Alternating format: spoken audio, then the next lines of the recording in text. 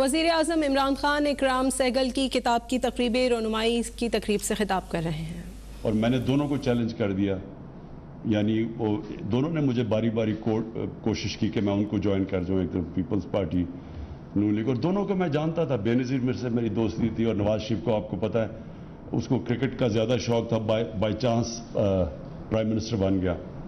تو میں کیونکہ پرسنلی ان کو جانتا تھا تو دونوں نے بار بار مجھے آفرز کی، تو میں تو آیا ہی ان کی کرپشن کے اگینسٹ تھا، تو اس لیے پھر میں نے دونوں کو ایک وقت پہ چیلنج کیا، اور پھر وہ ہوا جو میں نے پہلے چھلانگ ماری تھی پانی میں، سیدھا نیچے چلا گیا۔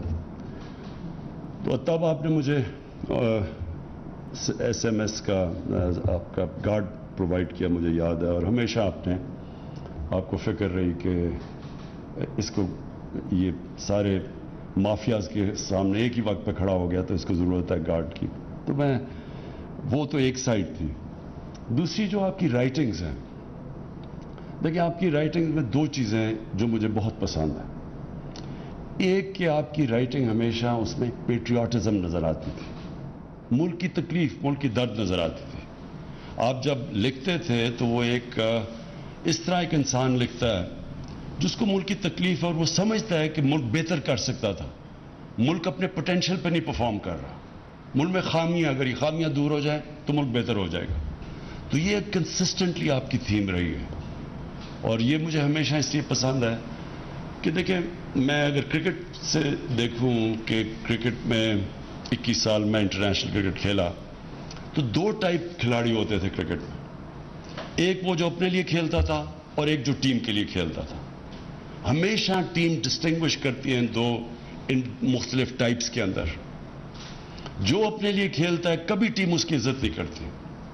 میں نے جتنی بھی اپنے کریئر میں دیکھا، جو عزت کسی کی ہوئی، جو ٹیم ریسپیکٹ کرتی تھی وہ ٹیم پلیئر کی تھی، جو ٹیم کے لیے جان مارتا تھا۔ اسی طرح قومیں ہمیشہ ان کو یاد رکھتی ہیں جو قوم کے لیے درد رکھتے ہیں، جو قوم کے لیے کوشش کرتے ہیں۔ اپنے لیے تو انسانی تاریخ میں کتنے لوگ آئے، اربوں پتی بن گئے، پیسے بنائے، باہر پیسہ بھی لے گئے، اپنے لیے جیے، تو کبھی بھی قوم ان کو نہیں یاد رکھتی۔ اور جو ہمارے انڈین سب کانٹیننٹ کے اندر جو ٹریڈیشن ہے، جو صوفی ٹریڈیشن ہے، آپ دیکھیں کہ اگر ہم یہ گیون ہے قرآن کے اندر کہ عزت اللہ کی طرف سے آتی ہے، یہ ہمارا ایمان کا حصہ ہے، تو آپ دیکھیں کہ یہ جو ہمارے بڑے بڑے بزرگ تھے، داتا صاحب، بلے شاہ، بابا فرید، ابھی بھی لوگ، لاکھوں لوگ ان کو جاتے ہیں سلام پیش کرنے کے لیے۔ تو کیا وجہ تھی؟ کیونکہ وہ انسانیت کے لیے آئے تھے، ان کی ساری، کوئی اپنی ذات کے لیے نہیں آئے تھے، ان کی ساری زندگی انسانیت کی زندگی بہتر کرنے کے لیے آئے تھے۔ تو اسی طرح جو بادشاہ بھی کوئی آیا دنیا میں کسی ملک میں، تو کس نے، قوم نے کون سے لیڈر کی یا بادشاہ کی عزت کی؟ ہم کیوں قائد اعظم کی عزت کرتے ہیں جب تک پاکستان رہے گا قائد اعظم کی؟ کیونکہ قائد اعظم نے ذات کے لیے پالیٹکس نہیں کر رہے تھے۔ سب کو پتہ ہے کہ قائد اعظم مخلص تھے پاکستان کے لیے، وہ صرف پاکستان کے لیے کھڑے تھے۔ تو اس لیے آج بھی ہم، اور ہمیشہ جب تک پاکستان رہے گا تو قائد اعظم کو رسپیکٹ سے ان کا نام لیا جائے گا۔ جس طرح نیلسن منڈیلا ساؤتھ افریقہ میں 27 سال جیل میں گزار کے سب کو معاف کر دیا، کیونکہ اس کا اپنے سے ذات سے بڑا کاز تھا۔ تو اس لیے اکرام جو آپ کی رائٹنگ، وہ میں اس لیے اپریشیٹ کرتا تھا، ہمیشہ کرتا ہوں، کیونکہ آپ ایک اپنی دیانتداری سے کہ کیسے ملک بہتر ہو سکتا ہے آپ لکھتے تھے۔ لوگ آپ سے ایگری کریں یا نہ کریں وہ مختلف چیز ہے، لیکن پیٹریوٹزم ایک بیچ میں ملک سے جو پیار تھا وہ سامنے آتا ہے۔ دوسری چیز کہ یہ بھی میرا کرکٹ سے ایک میں نے اپنے کرکٹ ایکسپیرینس میں چیز دیکھی کہ دو ٹائپ کھلاڑی ہوتے تھے۔ ایک کھلاڑی جب گراؤنڈ پہ قدم رکھتا تھا تو اس کی ساری ذہن میں سوچ یہ ہوتی تھی کہ میں اگر ہار گیا تو کیا ہوگا، کہ اگر میں میچ جیتا نہ تو کیا ہوگا، کتنی مجھے ذلت ملے گی، مجھے مذاق اڑے گا، میرا یہ ہوگا۔ تو ان کی ساری جو مائنڈ سیٹ ہوتا تھا وہ ہار کے خوف سے سارے فیصلے کرتا تھا۔ اور دوسرا جو کہ چیمپئن بنتا تھا کھلاڑی، وہ ہمیشہ یہ سوچتا تھا کہ میں اگر جیت گیا تو کیا ہوگا. یہ دو ڈفرنٹ مائنڈ سیٹس ہیں. ایک ہے رومانٹک, ایک ہے جو آئیڈیلزم, رومانٹسزم. دنیا میں کسی نے بھی بڑے کام کیے ہیں تو وہ ہمیشہ آئیڈیلسٹک ہوتا ہے. وہ بڑی بڑی خواب دیکھتا ہے, وہ پکچر کرتا ہے جیت کیا ہوگی اور پھر وہ باقیوں سے بڑا سوچتا ہے. اور دوسرا ہوتا ہے پیسمسٹ, جو کہ ہمیشہ, جس کو کہتے ہیں ریئلسٹ, ریشنلسٹ. وہ ہمیشہ اپنا سوچتا رہتا ہے کہ A=B, یعنی کہ میں اگر یہ ہو گیا تو کیا ہوگا, یعنی جو عقل کا غلام ہوتا ہے. میں مثال ہمیشہ دیتا ہوں ایڈمنڈ ہلری کی, کہ جب اس نے فیصلہ کیا ماؤنٹ ایوریسٹ پہ چڑھنے کا, تو اس سے پہلے جتنے بھی لوگوں نے کوشش کی تھی یا وہ مر گئے تھے اور یا وہ فیل ہو گئے تھے. تو ریشنلزم تو کہتی تھی کہ یا آپ مر جاؤ گے یا فیل ہو جاؤ گے, کیونکہ وہ ڈیٹا تو یہی کہتا تھا. تو یہ ایک رومانٹسزم ہوتی ہے, ایک آئیڈیلزم ہوتی ہے کہ نہیں, جدھر باقی فیل ہو گئے میں کامیاب ہوں گا. تو یہی مائنڈ سیٹ ہوتا ہے ایک انسان کا جو کہ بڑے کام کرتا ہے, اور جو ایک پازیٹیو تھنکنگ ہوتی ہے, اور جو ایکچولی دنیا کے اندر جتنے بھی بڑے کام ہوئے وہ ہمیشہ یہ آئیڈیلسٹ نے کیے تھے, جو خواب دیکھنے والے لوگ تھے. تو آپ کی بھی اکرام, جو آپ کی کتاب کے اندر جو بیسک تھیم ہے کہ یہ ہمارے مسئلے ہیں, اگر ہم یہ ٹھیک کر دیں, تو بھی آپ نے بات کی کہ ملک میں کتنا پوٹینشیل ہے, ہم کدھر جا سکتے ہیں. تو جس کی وجہ سے میں پالیٹکس میں آیا تھا, کیونکہ کبھی باقی تو کوئی پالیٹکس میں آیا, ان کو تو کوئی جانتا ہی نہیں تھا. اس سے پہلے کس کو کوئی جانتا تھا؟ میں تو سب سے بڑا اس وقت نام بن چکا تھا پاکستان میں. مجھے ضرورت نہیں تھی پالیٹکس کی, کہ کسی چیز کی کمی نہیں اللہ نے دی تھی, سب کچھ دے چکا تھا اللہ پالیٹکس میں آنے سے پہلے. تو لیکن یہ سوچ تھی کہ ہمارا ملک, ہم جب دنیا کو دیکھتے تھے اور اپنے ملک کو دیکھتے تھے تو ہم فیل کرتے تھے کہ ہم نے اپنے سے ظلم کیا. ہم نے اس ملک سے, جو اللہ نے یہ نعمت, پاکستان کا نام جو اللہ کی نعمت ہے, اس سے ہمیں انصاف نہیں کیا. تو پھر دو چیزیں ہو جاتی تھی, کیا چپ کر کے ہر روز شام کو اپنے آپ کو ڈپریس کر کے سو جاؤ, ڈنر ٹیبل پہ جاؤ اور کہو یہ برا ہے, وہ برا ہے, برا, یا پھر آپ جدوجہد کریں, فائٹ کریں اپنے ملک کے لیے. اور میں یہ سمجھتا ہوں آپ کی طرح کہ اگر ہم اس ملک کے لیے فائٹ کریں, اور جب سے میں یہ تقریباً 3 سال ہو جائیں گے آپ, اس اللہ نے اس میں بہت پوٹینشیل دی ہے. کسی فیلڈ میں بھی پاکستان ہم نے انڈر پرفارم کیا, ہر فیلڈ میں کیا. جو آپ نے بات کی ہے منرل ویلتھ, مجھے تو خود ہی اندازہ نہیں تھا کہ ہمارے پاس کاپر گولڈ ریزروز ہیں. مجھے تو یہ نہیں اندازہ تھا کہ ہمارا ایگریکلچر میں کتنا پوٹینشیل ہے. ابھی میں نے کورینز سے مل کے آیا ہوں جو پاکستان میں اب ہمیں مدد کر رہے ہیں ٹیکنالوجی ٹرانسفر پہ.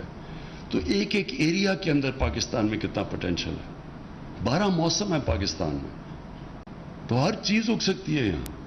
ہم نے کبھی وہ موہنجو داروں کے بعد کبھی سوچا ہی نہیں کہ اس ملک کے اندر اور بھی کوئی گندم کے علاوہ کچھ اگ سکتا ہے. کسی نے کبھی کام ہی نہیں کیا. گائے ہماری پتہ نہیں, جو آپ کہہ رہے ہیں کہ کتنی دنیا میں گائیں, ہماری ییلڈ سے 6 گنا زیادہ دودھ دیتی ہیں یہاں ارد گرد چائنا کی اور ادھر ادھر گائیں. تو آپ سوچیں ہم دگنا ہی اپنا دودھ کی پروڈکشن کر دیں, تو ہم آج سوکھا دودھ امپورٹ کرتے ہیں. ساری ایسی سٹوریز ہیں, کیونکہ جو لیڈرشپ تھی اس نے کبھی یہ سوچا ہی نہیں کہ اس ملک اس میں جب چھٹیاں آپ کی باہر ہیں, شاپنگ آپ کی باہر ہے, ہاسپٹل آپ کا باہر, آپ کو کیا پتا کہ ملک کے اندر کیا ہے. ٹورزم کا پوٹینشیل میں ساری دنیا میں دیکھا ہوا ہے, سوئٹزرلینڈ, ساری آسٹریا, ہر جگہ گیا ہوں. جو ٹورزم کا یہاں پوٹینشیل ہے, آپ یقین کریں دنیا میں شاید ہی کوئی ملک ہو جس اتنی ڈائیورسٹی ہو. کسی نے کبھی سوچا ہی نہیں ہے. ریلیجس ٹورزم وہ ایک علیحدہ پورا شعبہ ہے, جس میں ہسٹوریکل ٹورزم علیحدہ ہے, پرانے شہر علیحدہ ہے, لیکن جو ماؤنٹن ٹورزم ہے وہ تو یونیک ہے دنیا میں. سوئٹزرلینڈ کی, یہ معید آپ کی انفارمیشن کے لیے, آدھا ہے سوئٹزرلینڈ پاکستان کے ناردرن ایریاز کا. ناردرن ایریاز ہمارے ڈبل ہیں سوئٹزرلینڈ کے, سائز میں بھی, ہائٹ میں بھی. سوئٹزرلینڈ صرف ٹورزم سے تقریباً $80 ارب کماتا ہے ہر سال, $80 بلین. تو یہاں سوچیں کہ اتنا بڑا ملک ہے, ہماری پتہ نہیں کوئی ملینز میں بھی ٹورزم نہیں ہے. کیوں؟ کیونکہ کسی نے سوچا ہی نہیں. اگر میری چھٹیاں ہی لنڈن میں اور شاپنگ ہیرڈز میں ہوگی, مجھے کیا پتا کہ یہاں کیا ٹورزم ہے گرمیوں میں. سو میں جو آخری پوائنٹ آپ کا جو آپ نے بڑا ویلڈ پوائنٹ کیا، جو آپ نے کہا کہ ابھی مجھے جو ڈرائیور نے یا کسی نے بات کی انصاف کی، دیکھیں اصل سٹرگل پاکستان کی کیا ہے؟ ہمارا جو پوٹینشیل پورا نہیں ہوا اس کی اصل وجہ کیا ہے؟ اس کی اصل وجہ ہی انصاف ہے، نا انصافی۔ دیکھیں یہ جو سٹرگل ہے پاکستان میں، یہ سب سے، میں اس کو جب صبح اٹھتا ہوں تو میں یہ نہیں سوچتا کہ میں کوئی کام کرنے جا رہا ہوں، میں یہ سمجھتا ہوں میں جہاد لڑ رہا ہوں۔ جہاد ہے کیا؟ جو ابن خلدون نے اپنے فلسفے میں لکھتا ہے، جو کہ ماڈرن ہسٹری کا جس کو باپ سمجھا جاتا ہے، اس نے کہا کہ جو میرا سارا تجزیہ ہے اپنے دین کا، اس میں صرف اللہ ہمارے سے ایک چیز چاہتا ہے کہ اس نے ہمیں زمین میں بھیجا کیوں ہے؟ انصاف قائم کرنے کے لیے۔ دیکھیں جو انصاف ہے نا، یہی ڈفرنس ہے ایک مہذب معاشرے میں اور ایک بنانا ریپبلک میں، صرف ڈفرنس انصاف ہے۔ اور انصاف کا مطلب وہ بڑا کلیئرلی دو حدیث میں نبی صلی اللہ علیہ وسلم نے کلیئر کر دیا۔ بڑی قومیں تمہارے سے پہلے تباہ ہوئی جدھر طاقتور کے لیے قانون اور کمزور کے لیے دوسرا، یعنی جدھر ناانصافی۔ اور میری اگر بیٹی بھی جرم کرے گی تو اس کو سزا ملے گی۔ تو کوئی قانون سے اوپر نہیں ہے۔ ساری جنگ ہمارے 3 سال میں کیا چل رہی ہے کہ ایک پریولیج کلاس کہتی ہے کہ باقیوں کو آپ جیل میں ڈال دیں لیکن ہم جو مرضی کریں، ہم قانون کے نیچے نہیں ہیں، اور اگر آپ ہمیں ہاتھ لائیں گے ہم آپ کی گورنمنٹ گرا دیں گے۔ یہ بیسک ہے سارا۔ تو یہ ہے سٹرگل پاکستان کی۔ جب تک جو بھی معاشرہ یہ سٹرگل جیتتا ہے وہ اوپر چلا جاتا ہے۔ وسائل کی وجہ سے آپ کبھی بھی امیر ملک نہیں بنتے، نہیں تو سوئٹزرلینڈ تو غریب ترین ملک ہوتا، وہاں تو کوئی وسائل ہی نہیں ہے۔ لیکن امیر ملک بنتا تب ہے جس کے اندر رول آف لا ہوتا ہے، قانون کی حکمرانی ہوتی ہے، طاقت کی حکمرانی نہیں ہوتی۔ طاقت کی حکمرانی جنگل کا قانون ہے، مائٹ از رائٹ۔ انسانی معاشرہ بنتا ہی انسانی معاشرہ تب ہے جب اس کے اندر رول آف لا ہوتا ہے۔ یہ جو رول آف لا ہے، اس کے لیے ایک معاشرے کے اندر اس میں مورل ویلیوز اور مورل سٹینڈرڈز اور مورل اتھارٹی چاہیے، نہیں تو آپ انصاف نہیں کر سکتے۔ ساؤتھ افریقہ کے اندر انہوں نے ان کے ایکس پریزیڈنٹ زوما کو، انہوں نے کرپشن کے اوپر بڑی مشکلوں سے اس کے لیے کچھ اس کو بلانے کی کوشش کی، تو لوگ سڑکوں پہ نکالے، شور مچ گیا۔ اب وہ سارا بیک ٹریک کر رہے ہیں کہ کسی طرح آپ ہمیں سے بچا لیں، کیونکہ یہ قانون کے اوپر ہے۔ آپ کبھی بھی کسی اسکینڈینیوین ملک میں اس چیز کا نہیں سنیں گے۔ جب وہ آئس لینڈ یا جدھر بھی تھا، یا فن لینڈ یا آئس لینڈ، جب ان کے پرائم منسٹر کا نام آیا پیناما میں، سارے لوگ اس کے گھر کے پاس پہنچ کے اس کو ریزائن کرنا پڑا۔ یہ صرف اور صرف جن معاشروں کے اندر قانون نہیں ہوتا، انصاف نہیں ہوتا، ادھر یہ لوگ ایک پریولیج کلاس آ جاتی ہے۔ اور یہ جو آپ نے اگلی بات کی، یہ جب ایک پریولیج کلاس آ جاتی ہے، آپ اس کو ہاتھ نہیں لگا سکتے، تو وہ ملک کو تباہ کر دیتی ہے۔ کبھی بھی پٹواری، غریب، تھانے دار یہ چوری کریں گے، یہ ملک کو تباہ نہیں کرتے، کیونکہ یہ ان کے سوئس بینک اکاؤنٹس نہیں ہوتے، یا ان کے میفیئر میں بڑے فلیٹس نہیں ہوتے۔ تباہ جو ملک میں کرتا ہے، جو آپ کی رولنگ ایلیٹ جب چوری شروع کرتی ہے، وہ پھر ملک تباہ ہو جاتا ہے۔ اور اس کی فیکٹ آئی پینل جو یونائٹڈ نیشنز کے سیکرٹری جنرل نے جو اپنے نیچے پینل بنائی ہے، اور اس میں بتایا کہ یہ امیر غریب ملکوں میں فاصلے بڑھتے جا رہے ہیں، تو انہوں نے ایکچولی سال کی پوری رپورٹ کیا انہوں نے کہا کہ غریب ملکوں سے ہر سال 1000 ارب ڈالر چوری ہو کے امیر ملکوں میں چلا جاتا ہے، منی لانڈرنگ ہو کے، اور آف شور اکاؤنٹس میں چلا جاتا ہے۔ تو یہ کوئی غریب لوگ تو نہیں کر رہے ہوتے، یہ ساری رولنگ ایلیٹ ملک سے پیسہ چوری کر کے باہر لے کے جاتی۔ کیوں کرنا پڑتا ہے؟ اگر میں اربوں روپیہ چوری کروں گا کسی ڈیل میں، تو میں بستر کے نیچے نہیں پیسہ چھپا سکتا، لہٰذا مجھے باہر بھیجنا پڑتا ہے، اور تو میں دگنا نقصان کرتا ہوں۔ پہلے میں چوری میں نقصان کرتا ہوں، پھر جب اس کو ڈالر میں کنورٹ کر کے باہر بھیجتا ہوں، اس سے بھی بڑا نقصان کرتا ہوں، کیونکہ ملک میں افیکٹ ہوتا ہے آپ کی کرنسی۔ یہ منی لانڈرنگ سے آپ کا ڈائریکٹ امپیکٹ پڑتا ہے کرنسی پہ، اور کرنسی پہ امپیکٹ پڑتا ہے جب آپ کی وہ کرنسی گرتی ہے ساری چیزیں مہنگی ہو جاتی ہیں, غربت پھیل جاتی ہے. یہ سارے غریب ملکوں کا یہ کہانی ہے. ہر جگہ لوگ بیٹھے ہوئے ہیں, ان کے حکمران جن کے بڑے بڑے محلات ہیں ساؤتھ آف فرانس میں, باہر آف شور اکاؤنٹس ہیں, سارے غریب ملکوں کا یہ حال ہے. اس لیے وہ غریب نہیں ہیں کہ وسائل کی کمی ہے, اس لیے غریب ہیں کہ ان کی بھی رولنگ ایلیٹ اس طرح جو ہمارا انہوں نے جس کو اس ملک کو پلنڈر کیا ہے وہ یہی کر رہے ہیں سب. سو وہ اسٹرگل اصل میں یہ ہے ان کو قانون کے نیچے لانے کی. جب آپ رولنگ یہ طاقتور کو لے کے آتے ہیں قانون کے نیچے, تو پھر وہ جو حدیث ہے کہ بڑی قومیں تمہارے سے پہلے برباد ہوئی. جب آپ پریویلیج کلاس کے لیے ایک NRO دے دیتے ہیں ان کو اور غریبوں کو جیلوں میں ڈالتے ہیں, تو وہ پھر حضرت علی کا قول ہے کہ کفر کا نظام چل جائے گا, لیکن یہ جو ظلم اور نا انصافی کا نظام ہے یہ کبھی بھی نہیں چلا, یہ چل ہی نہیں سکتا کبھی. اور اس لیے ملک کے اندر یہ ہم پوری کوشش کر رہے ہیں لوگوں کو اس چیز کی اویئرنیس دینی. اس کے اندر انفارچونیٹلی ہوا کیا ہے, جو ہماری خاص طور پہ پچھلے 35 سال کے اندر یہ جو اوپر جو کرپٹ مافیا ہے, یہ جو دو بڑے خاندان آئے ہیں جنہوں نے بے دردی سے ملک کو لوٹا ہے, انہوں نے جو سب سے بڑا ڈیمیج کیا ہے, پیسے سے بڑا ڈیمیج کیا ہے, انہوں نے کرپشن کو ایکسیپٹیبل کر دیا معاشرے میں. لوگ کرپشن کو برا نہیں سمجھتے.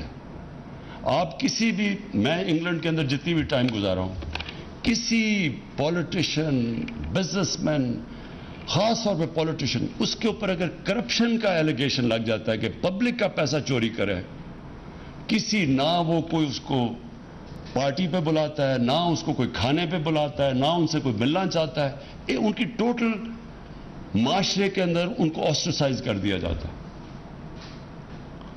اگر آپ بدقسمتی سے اگر وہ ٹی وی پہ چلے جائیں تو ان سے وہ حال ہوتا ہے جو اسحاق ڈار کا ہوا تھا ہارٹ ٹاک کے اندر.